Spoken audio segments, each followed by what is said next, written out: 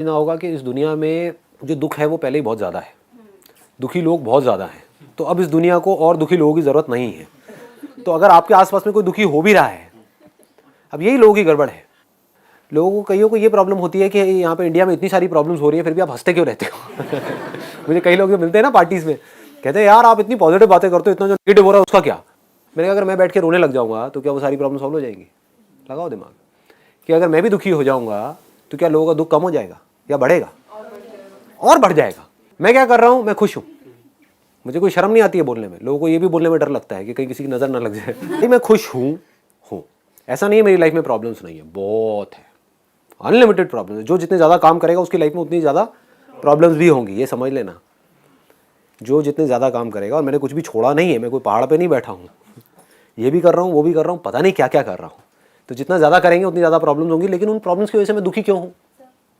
मुझे प्रॉब्लम्स के सोल्यूशंस निकालने हैं, राइट।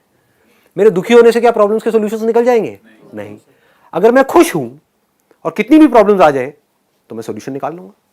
बस इतना सा हमको समझना है कि आपको हमेशा खुश रहना है आपको। और खुश कब रहोगे? अब सवाल ये आता है खुश कैसे रहते हैं। जब भी आप लाइफ की पॉजिटिव साइड को देखते हो आप खुश रहते हो, जब भी आप लाइफ की नेगेटिव साइड को देखते हो आप दुखी रहते हो। इसको समझने में दिक्कत क्या है?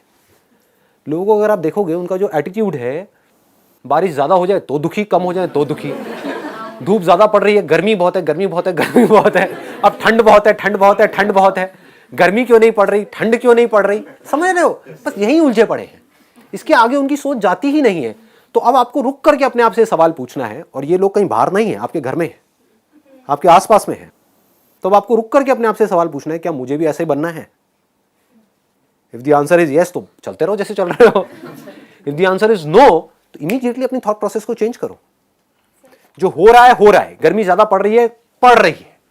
अब there is no point in asking गर्मी ज्यादा क्यों पड़ रही है। वो जो नेगेटिव थे, नेगेटिव है, नेगेटिव ही रहेंगे, ये सोच करके चलो पहले तो अपने माइंड में। इसके बावजूद मेरे घर में या मेरे घर के आसपास में या मेरे ऑफिस में ऐसे बहुत सारे लोग हैं जो अल्ट्रा नेगेटिव हैं, तो अल्ट्रा हाइपर नेगेटिव।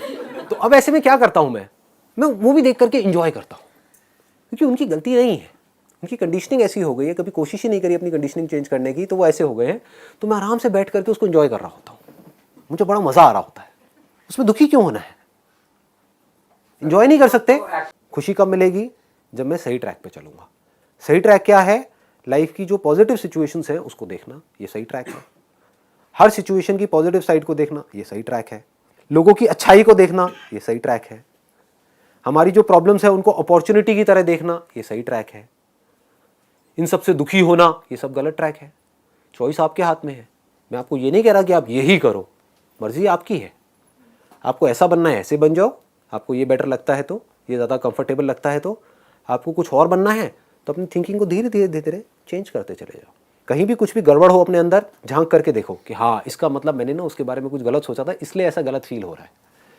तो क्या उस बंदे में कोई अच्छाई नहीं है? क्या दुनिया में कोई भी एक भी ऐसा इंसान है जिसके अंदर कोई अच्छाई ना हो? है ना? तो मैं उसकी अच्छाई को क्यों नहीं देख रही? मैं उसकी अच्छाई को क्यों नहीं देख रहा? मैं उसकी बुराई को ही क्यों देख रहा हूं?